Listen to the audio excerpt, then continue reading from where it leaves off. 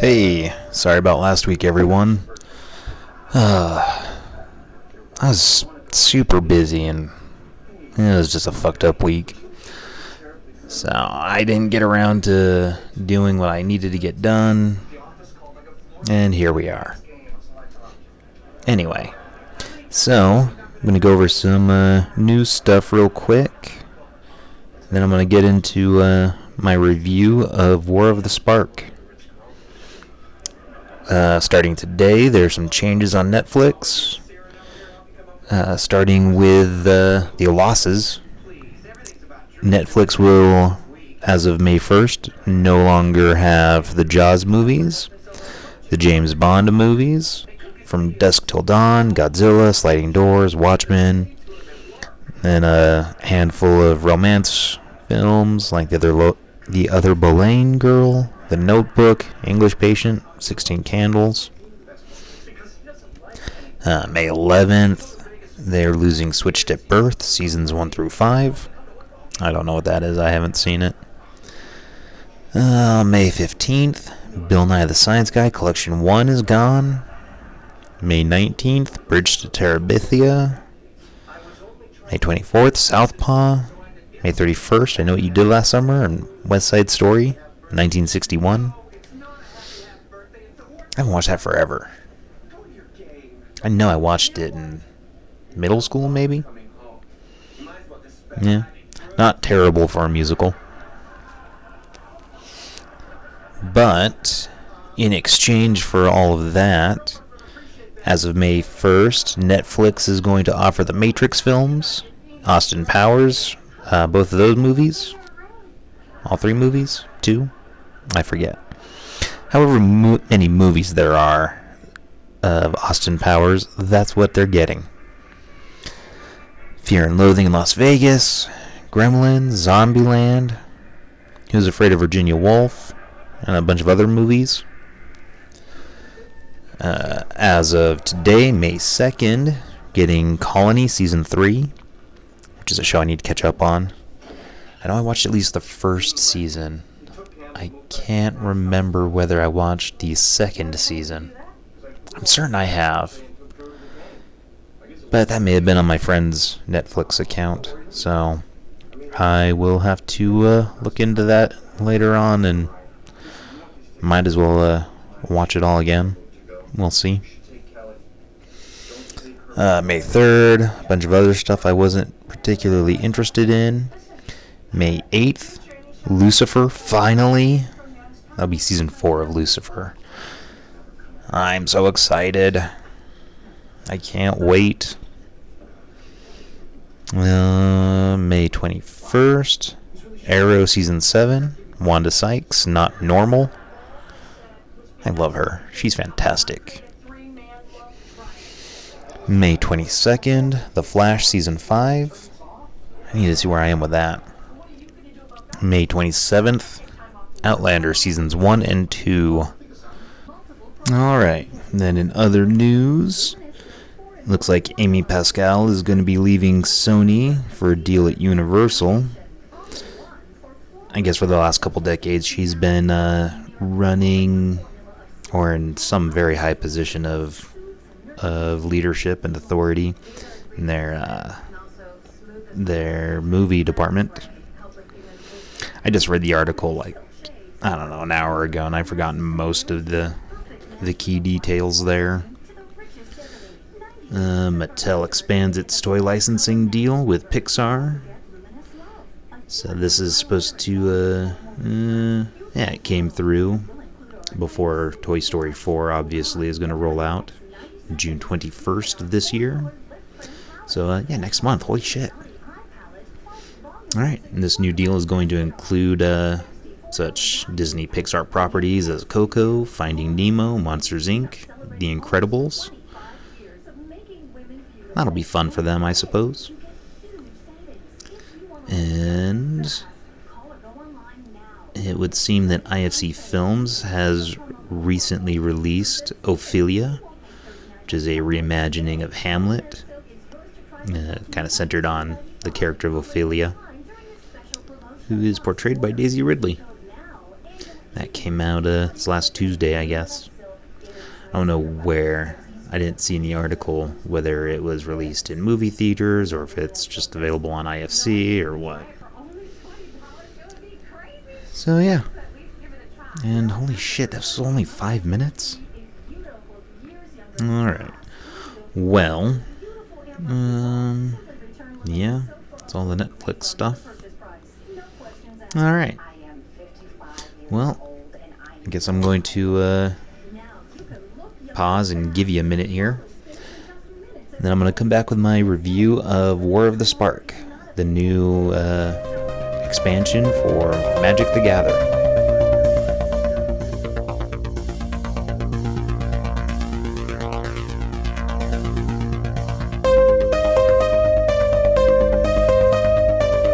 Alright. So yeah, tomorrow is going to mark the official release of War of the Spark. And I am so fucking excited for this set. You have no idea. Gonna go over some quick details about this set. So, it's a 275 card set, and that includes the exclusive from the dual decks and the buy a box promo, which I of course managed to get. I normally go through Oasis games, but I kind of fell asleep on this, what with FanX and all. And they ran out of their pre-release booster boxes. But fortunately, Game Night Games had a booster box pre-release available, so I was able to purchase one through them. So thanks for that, guys. That was helpful. And out of those 275 cards, fucking 39 are Planeswalkers.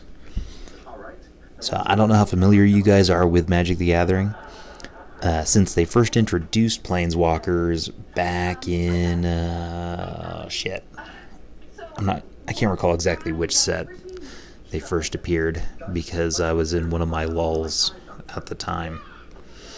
I want to say it was Alara? No, I think it was the block after the Shards of Alara. Yeah, that sounds right with my inexperienced memory recalling that.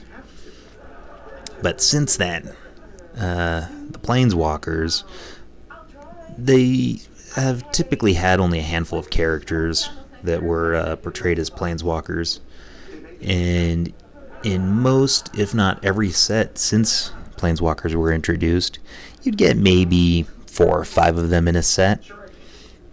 And again, they were usually the same characters, just with different loyalty abilities, different stats, and usually a different name.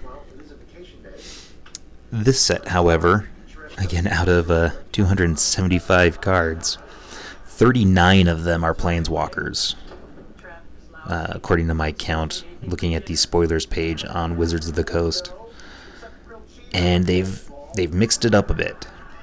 So, a lot of these Planeswalkers now have static abilities that, for lack of a better term, are tantamount to global enchantments.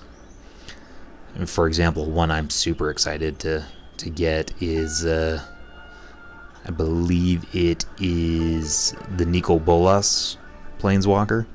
And his static ability is that he has the loyalty abilities of each Planeswalker on the battlefield, which is fucking ridiculous. Because, Nicol Bolas is typically pretty powerful by himself. But then, one other Planeswalker on the battlefield, and Nicol Bolas has twice as many abilities, perhaps. And, yeah. Not someone you want to meet in a dark alley. And with so many Planeswalkers, obviously, they needed to tweak certain things like their rarities. So now there are, I want to say at the very least, uncommon Planeswalkers, possibly even common Planeswalkers. Yeah. It's just fucking nuts. And these planeswalkers have various strengths and numbers of loyalty abilities. There are some that only have one loyalty ability, some that have 4. And again, that's on top of having these static abilities as well. And yeah, I couldn't manage to get a game together in time to really play the set and test it and review it properly. But I will soon, because I fucking cannot wait to play this set. Alright. They've got a couple of cycles in this set, which look like a lot of fun. The first cycle are the finales.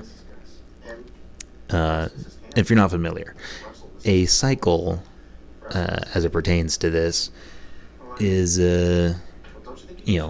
5 cards, one of each color. White, blue, black, red, and green. And they will often have some commonality among them. For example, this particular cycle here is our finales. So it's the finale of something or other. And they each have a similar component within their functions as well. For example, the finales, they each have a bonus effect.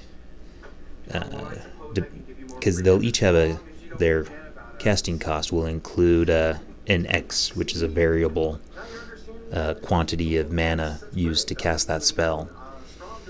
And casting the spell naturally, X would result in some sort of function within the spell's execution.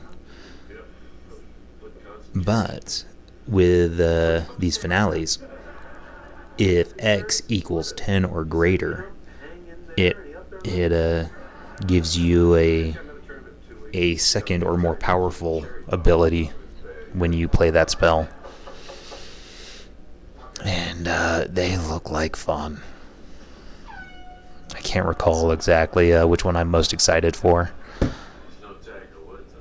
But I was looking at the blue one and using it in concert with the Jace Planeswalker and one other spell, because it I believe if X equals 10 or more, the bonus function of that spell is that you have no maximum hand size, and then there are cards that can be more powerful the more cards you have in your hand, which is a common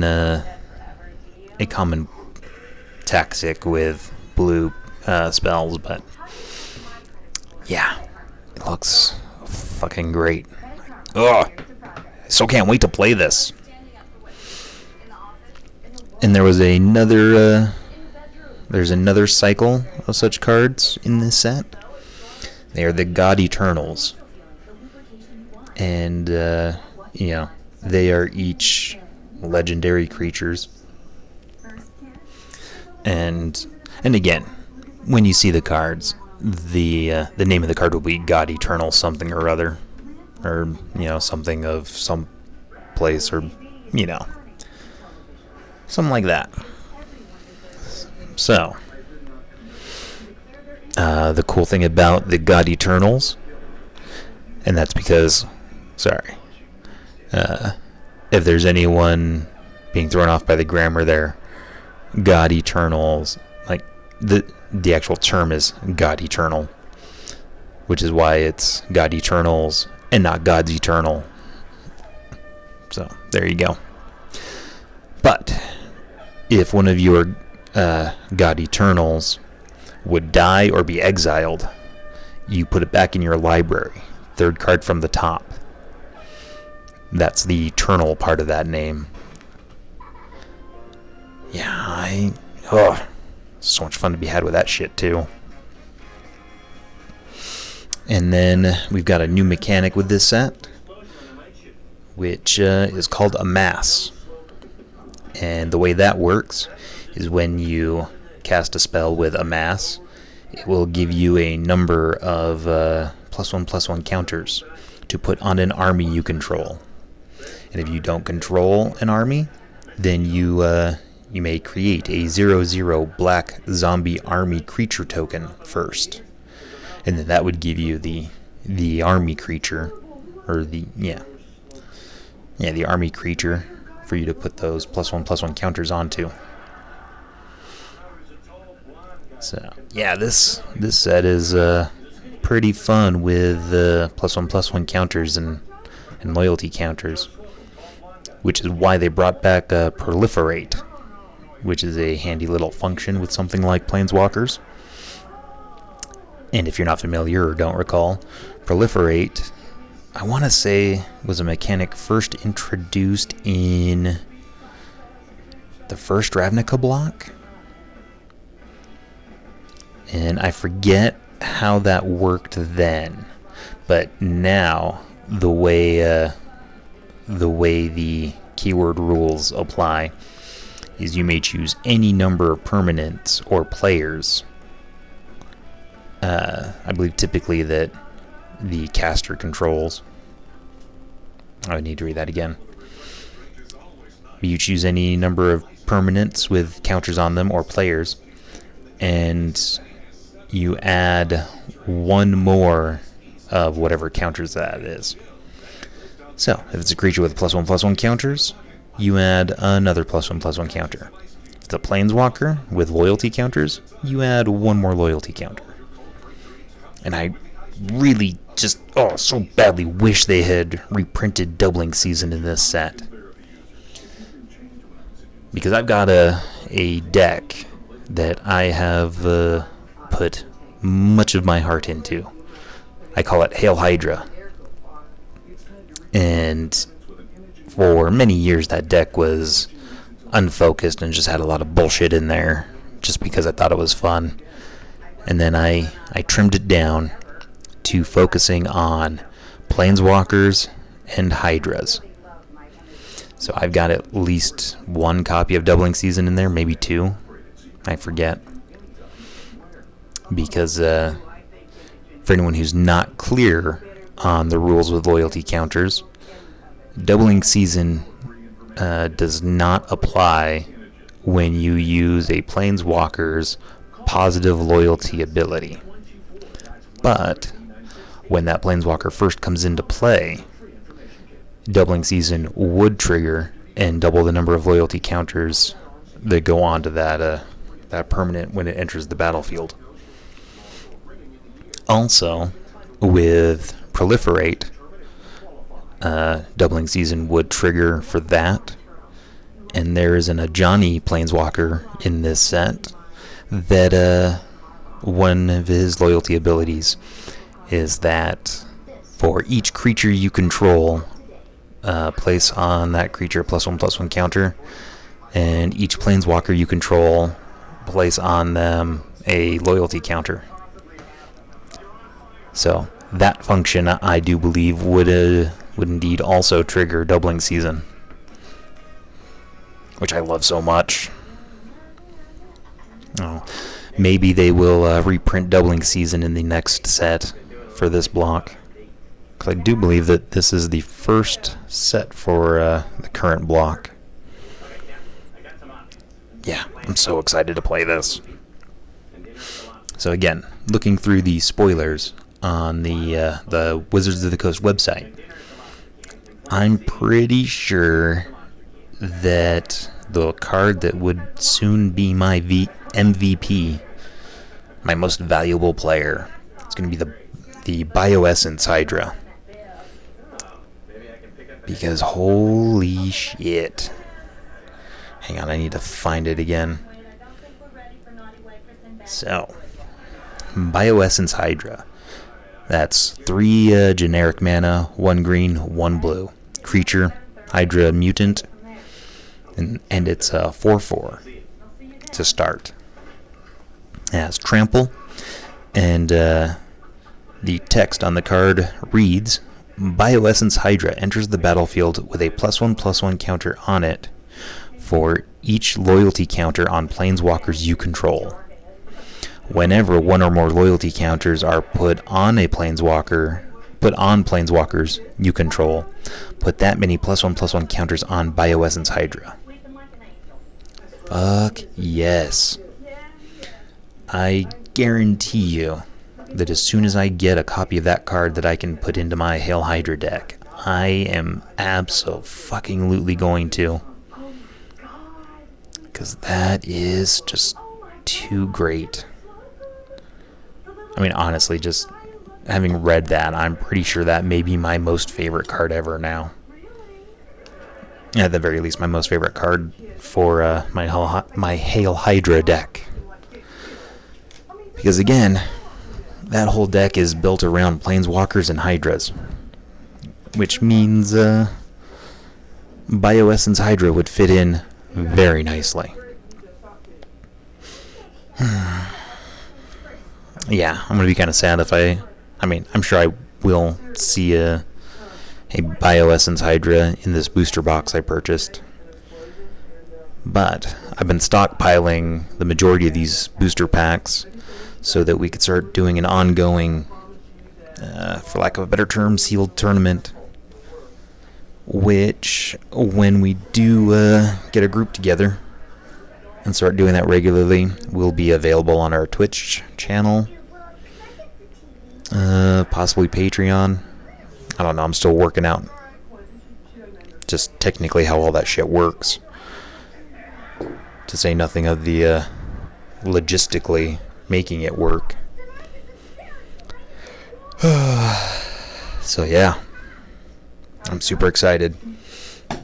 Now, since I was not able to get a group together to actually play test this new set, I have yet to open any boosters from the box. So I'm going to do that right now. I randomly chose one booster pack from each stack in the booster box, and I'm going to open them now just so that I can fucking look at them and see what's what. Okay. So yeah, I'm just going to run through the packs as I open them and see what we have here. Ironclad Crovod, not bad. It's a 2/5 for 3 generic and 1 white. Ashiok's Skulker. It's a 3/5 for 3 generic and 1 blue. You can make it unblockable. That's not bad. Honor the God Pharaoh. It's a sorcery. 2 generic, 1 red. Has an additional cost to cast the spell. Discard a card. Draw 2 cards. Amass 1. That could be fun. Tithe Bearer. A giant warrior. Enters the battlefield, you draw a card, and you lose 1 life. Damn. But it's 4/5. So, losing 1 life 6 turns in. Not terrible for that. Spark Reaper. 3 generic, sacrifice a creature or planeswalker, you gain 1 life and draw a card.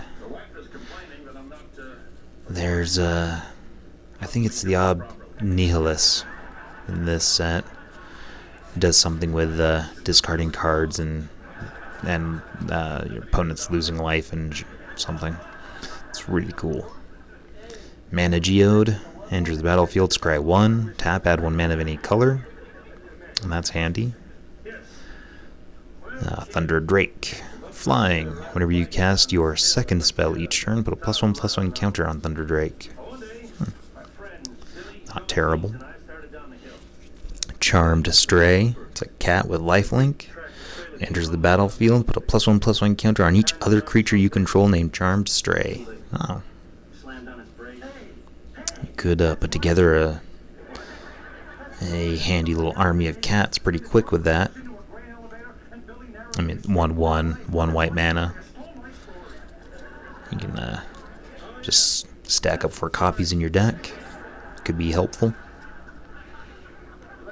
Vraska's finisher enters the battlefield. Destroy target creature or planeswalker an opponent controls that was dealt damage this turn. I fucking love Vraska. She's a planeswalker.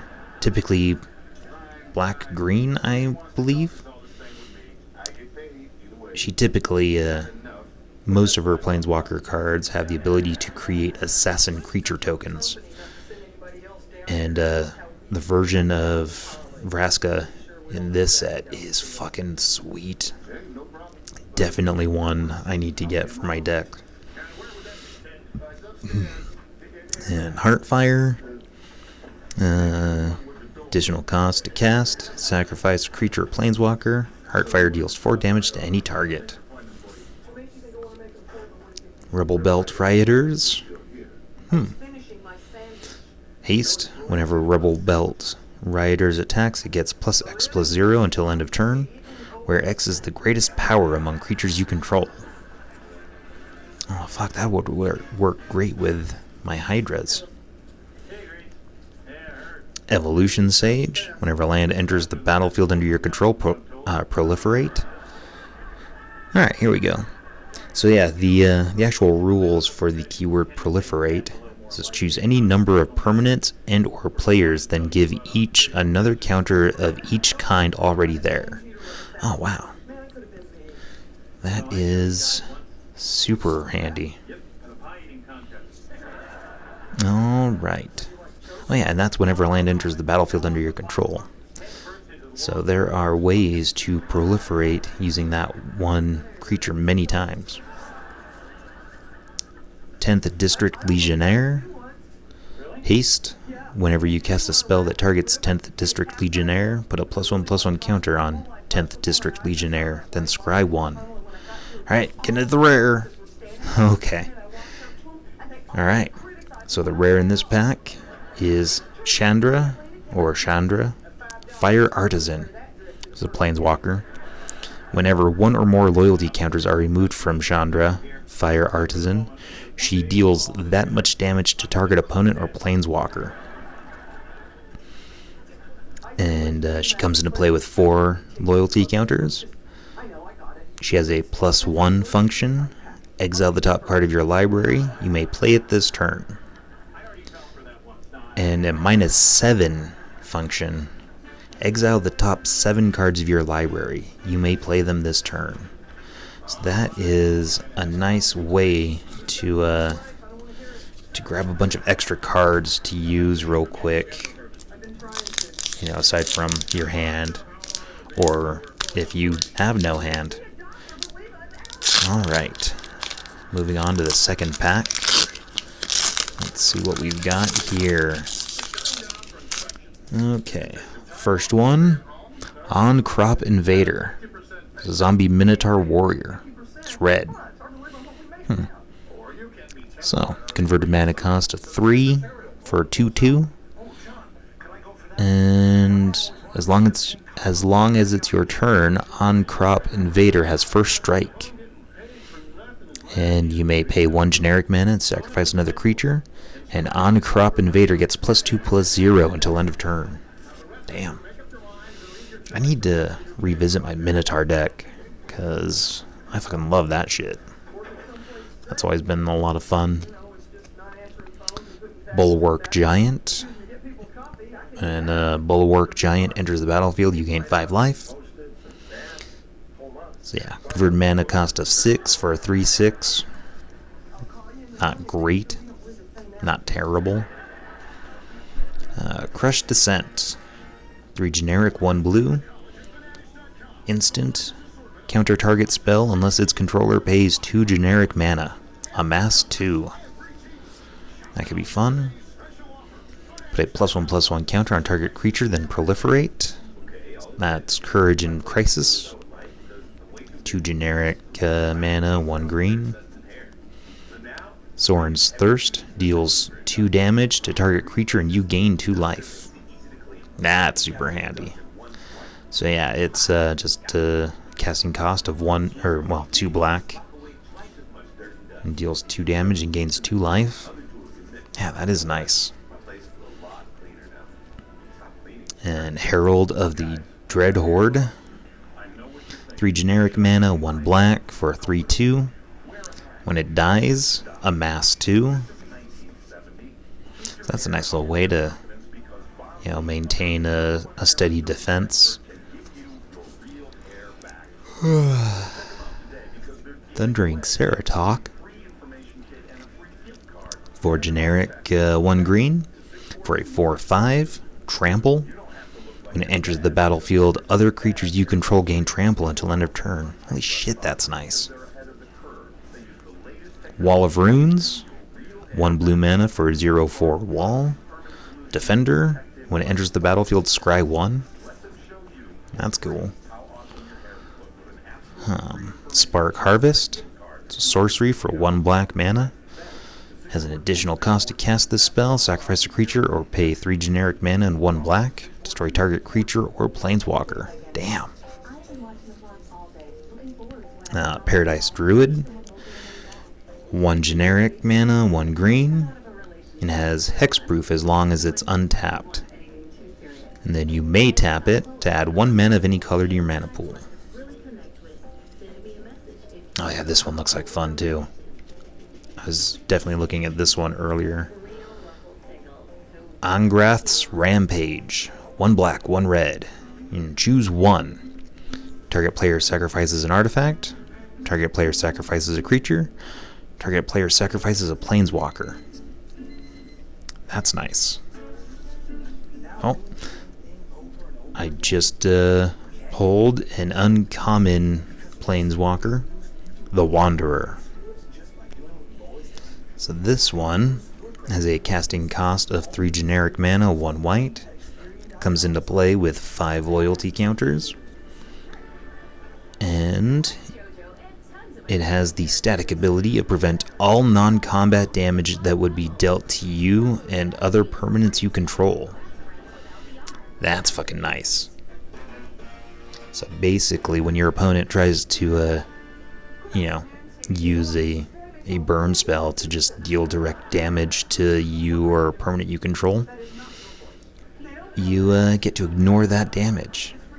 The only damage that you or your creatures, for example, would take would be from combat. And there are ways around that shit pretty easily too. And then it has a -2 loyalty ability.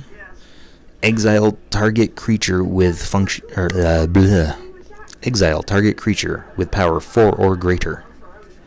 Yeah, for -2, that is not bad at all. Okay, let's see here. Planet-wide celebration.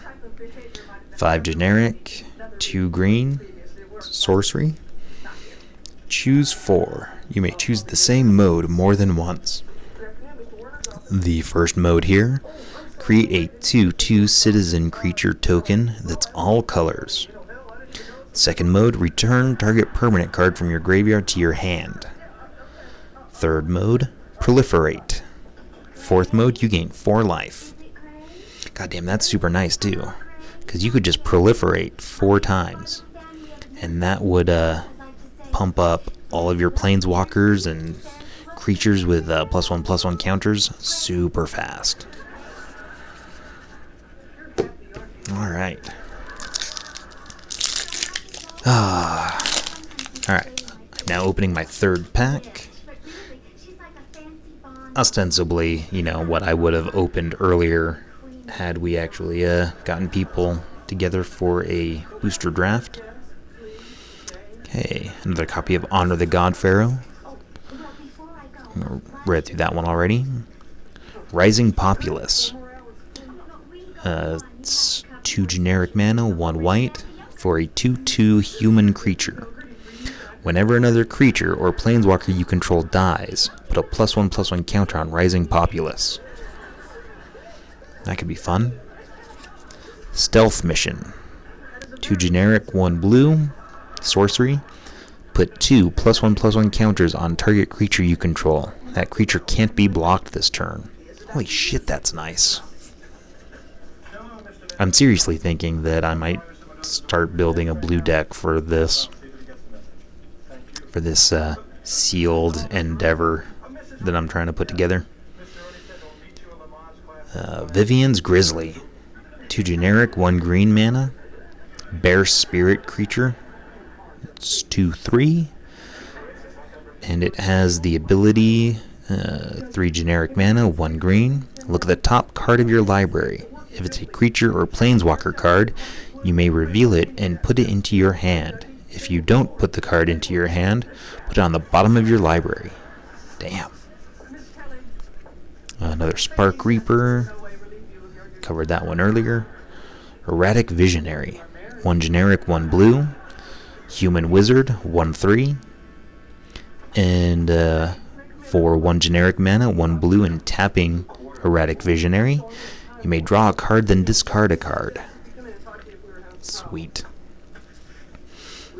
Oh, this one I like. Guild Globe. It's an artifact for 2 generic mana. When it enters the battlefield, draw a card. And then for 2 generic mana, and tap, sacrifice Guild Globe, add 2 mana of different colors to your mana pool.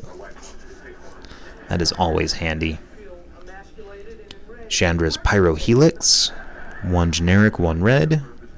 Chandra's Pyrohelix deals 2 damage, divided as you choose among 1 or 2 targets.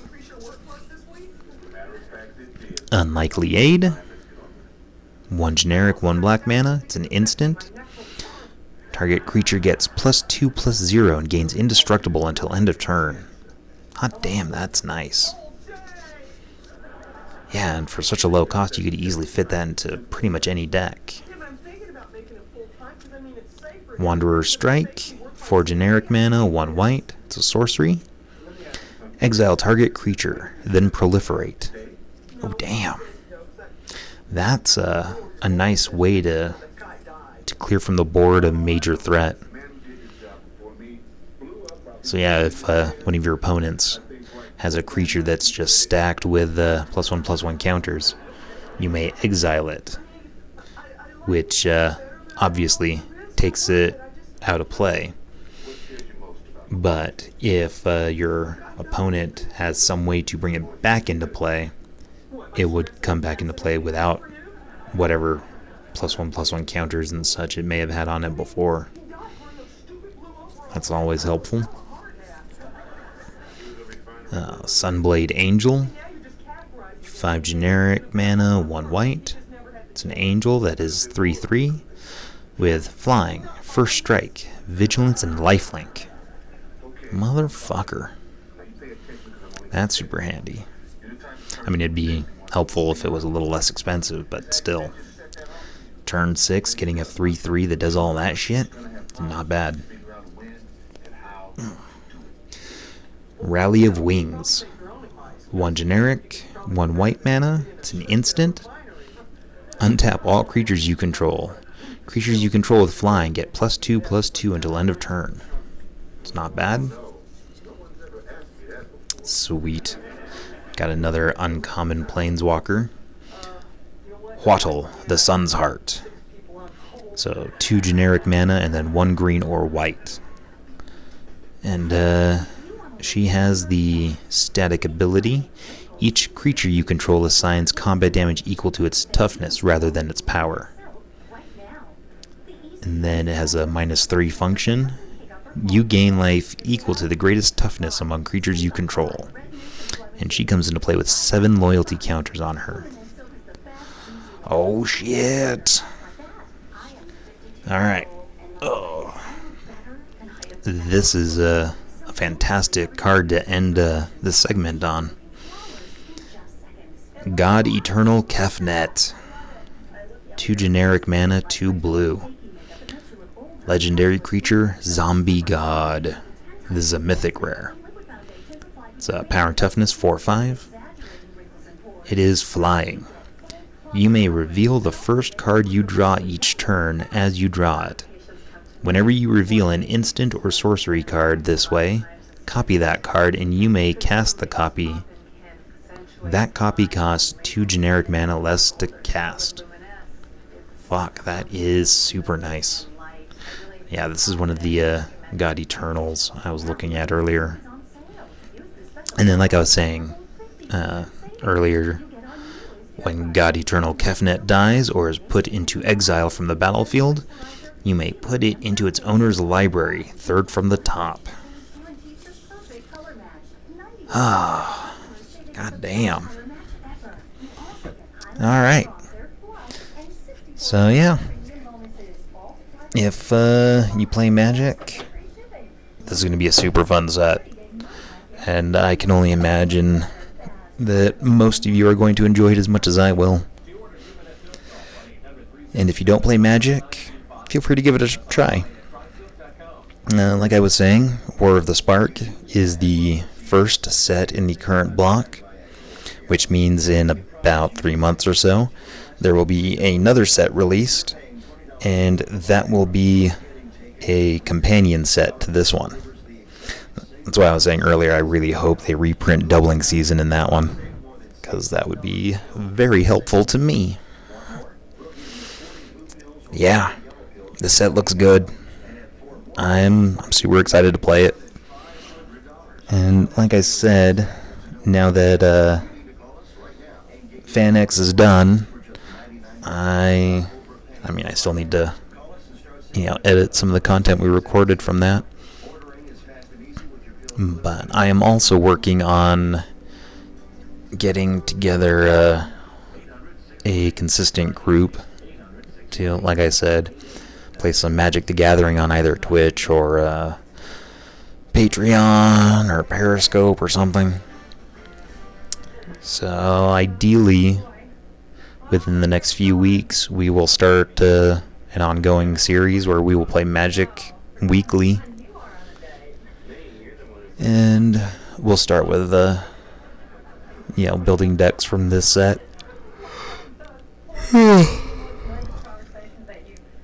Yeah. That's as good a review as I can give on a set that I have yet to play. But I need to get to sleep, because I'm probably not going to get to sleep for at least another hour. But I am very tired. Because yesterday... Sorry. Yeah, because yesterday I was off like I was today. And I could not get to sleep. So I was up until... 6:30, 7 o'clock-ish this morning. And then I woke up at noon. And of course... I woke up at 10. And then I just kept laying in bed until about 11:30 or noonish. Then I decided to get up. Shit. And, yeah. So, in the last 3 days or so, I've gotten about 8 hours of sleep, which is typical for me, but still. I'm trying to get my goddamn laundry done right now. It's the first time in like a month that I've managed to empty my laundry basket. But I've got 2 loads in the dryer right now, and then another load in the washer waiting to get into the dryer. And this is really pissing me off, because I need to sit down and seriously look into trying to fix my washer, because it is not draining the clothes at all. It's pissing me off. No goddamn end. Because even when do it. Because I'll even set it for extended spin, and after the fact, I'll run just the spin and drain cycle, and my clothes are still sopping wet. So they have to sit in the dryer for just hours. They probably go for at least 3 hours before it'll start shutting off. It doesn't actually shut off, but when the clothes are dry, it'll stop, and then it'll tumble them another few turns, and then it'll beep again, and do that for, I don't know, 2-3 hours. Anyway. Alright, well, if you guys have been keeping up on the website, I just posted in the news column earlier, talking about this episode and stuff going on here. And, of course, another cry for help from Tim. Yeah, I don't know what my fucking deal is, but I cannot get my ass going when I'm just at home on my days off. Because, I've got all this shit I need to edit, got podcasts I need to cut together and upload, and I've been absolute shit writing in the blog daily like I wanted to, like 6 months ago. And I don't know what my deal is, but if I don't have to be at work on any given day, I just cannot get my ass going.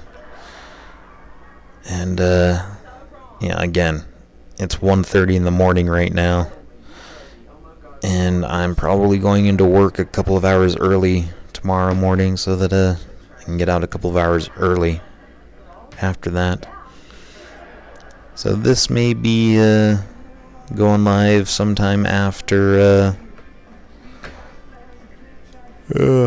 sometime later than I would prefer. And I just realized that I'll do that in a minute and then just edit it. Alright, so all the regular stuff. We've got the website, comedyshedradio.com. On there, I've been waxing philosophical lately. More with Avengers Endgame and some TV shows I've been watching that have been reminding me of my my absurd existential dread. So that's been fun. Oh shit, I am sleepy. So yeah, I don't know. I'll try and think of funny stuff to write. We'll see. I still need to put the finishing touches on my my I Hate Utah article that I'm writing, because I am so fucking sick of these goddamned animals. Yeah, because I don't care what your mommies or your bishops say. You Utahns are just assholes. And obviously, whether you try to be a good person, and if you do, then I'm not referring to you. I think I've said this on mic before. Like, I use Utahn as a derogatory term for these entitled, ignorant, church-going, shit-sipping assholes. I'm so fucking sick of these cunts refusing to learn how to drive. I'm sick of these cunts refusing to learn how to read. I'm sick of these cunts refusing to accept that their gospel is not a law. Anyway. So, yeah. We got the contact page on the website. You go to that contact page, there's a little thing where you can, email us. It goes to me. Feel free to, address your emails to anyone there. I'll get them and distribute them as necessary. And we've got the Comedy Shed Radio hotline, 801-900-3154. You can text or voicemail that phone number anytime. And, I don't know, if you say something interesting, you might end up on the show at some point. Let's see what else. Twitter, Facebook. You can find Redstone Diaries on both of those platforms. And I went to the podcast meetup over at the Watchtower Cafe the other day. And I learned a few things about Instagram, so I may figure out how to actually use that bullshit. I might be able to get some more done on there. We'll see. Um, what else? Yeah, I think that's pretty much it. And, yeah. Looks like when this is all done, it'll be almost an hour, which is, right within our target, time frame. So yeah, thanks for listening. Oh, something else. So, the month of April, we had a grand total number of downloads, 1,181, which is our new record. And I've been talking with some of the guys, and if we get at least 3 consecutive months in the next, what would it be now? In the next 4 months, I may, apply for a panel at FanX in September. So if you guys go to the FanX Salt Lake Comic Convention here in Salt Lake and you want to see us do a panel, help us get those download numbers up consistently. That would be great. I'm not saying that I will necessarily get the panel. I'm just saying if we have 3 months of 1,000 plus downloads, then I am going to see what I need to do about that. And we'll try and get it done. Anyway. Yeah, I need a nap. And, yeah, sorry again about missing last week. Obviously, not my intent. But yeah, we'll be good. Because I've got the next 2, I've got the game content for the next 2 episodes all worked out. I'll go and check the Twitter. I've got a poll to decide the title for next week's episode. So find that. You can search my name on Twitter. I've got 2 accounts. And one of them is for Redstone Diaries. So yeah. Find that tweet. Maybe I'll pin it to the Twitter account. I don't know, I'll figure that out tomorrow. Rather later today.